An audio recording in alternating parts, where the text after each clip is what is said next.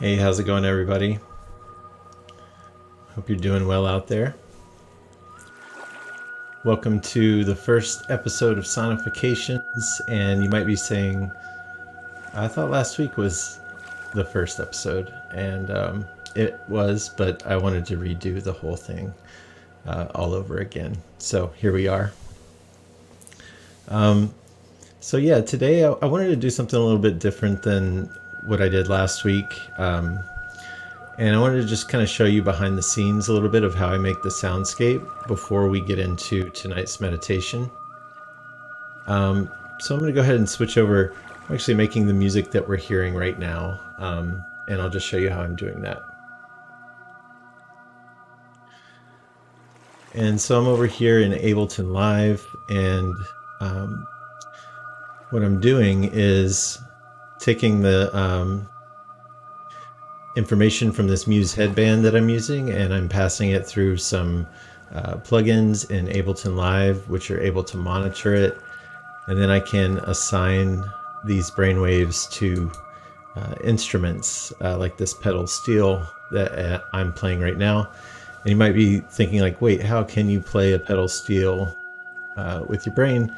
And yeah, so these virtual instruments have people have painstakingly taken recordings of other people playing music and on various instruments, and then you can play them with MIDI keyboards or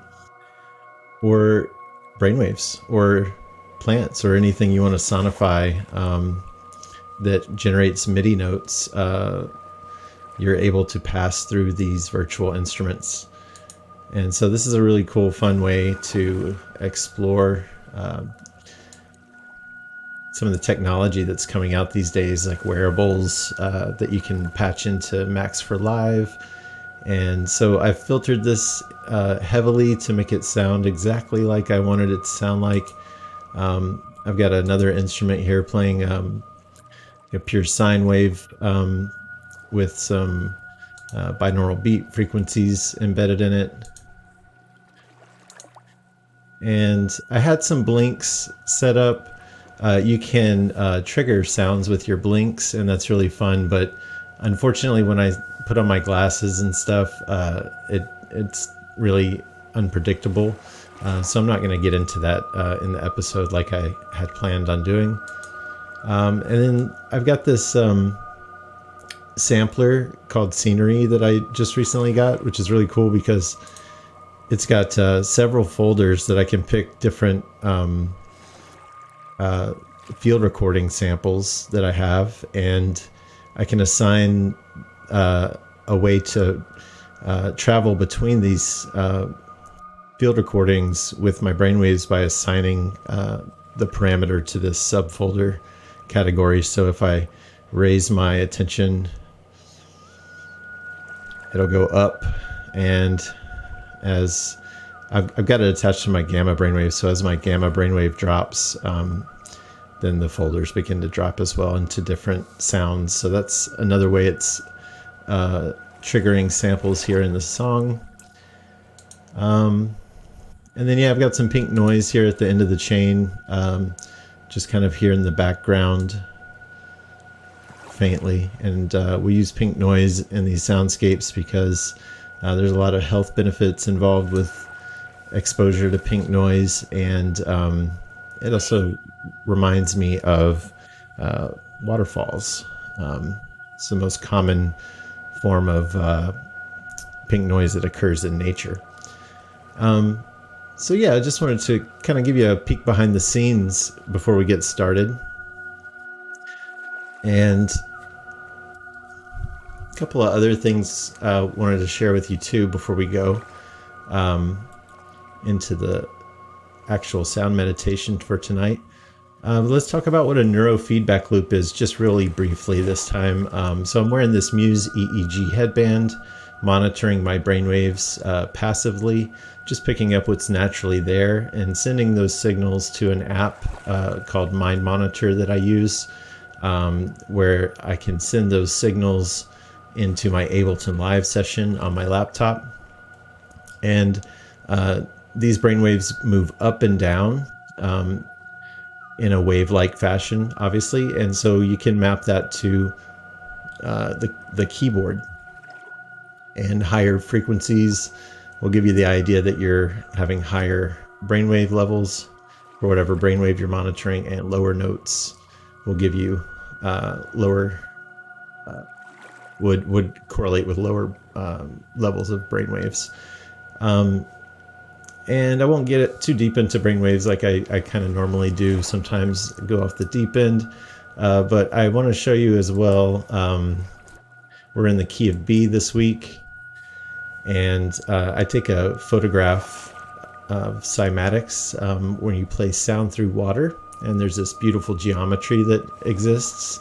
If you're not aware of cymatics, check them out. They're really fun.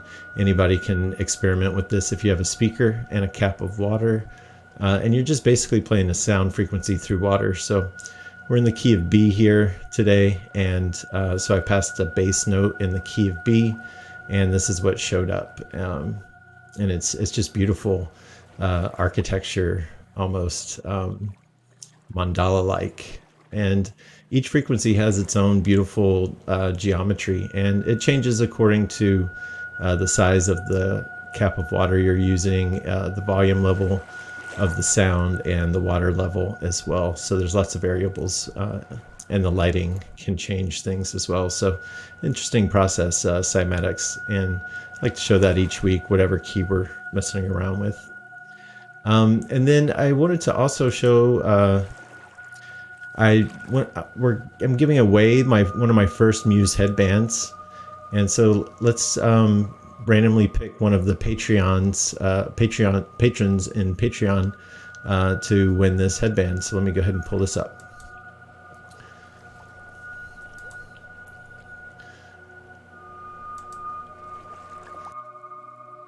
All right.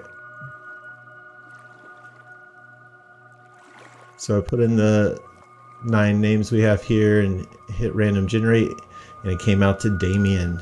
So Damien, you get to start experimenting with your own little Muse headband, and you can use their app to get started. Really easy to use. So yeah, that's about all I wanted to get into before we get started. So what we're going to do now is just I'm going to meditate and compose this soundscape for you for the next maybe 20 to 25 minutes, and you're just asked to listen to it. Put it on some headphones if you have them. Earbuds will work, and stereo speakers will work as well. Just get in a comfortable position and try to relax and get lost in the music a little bit.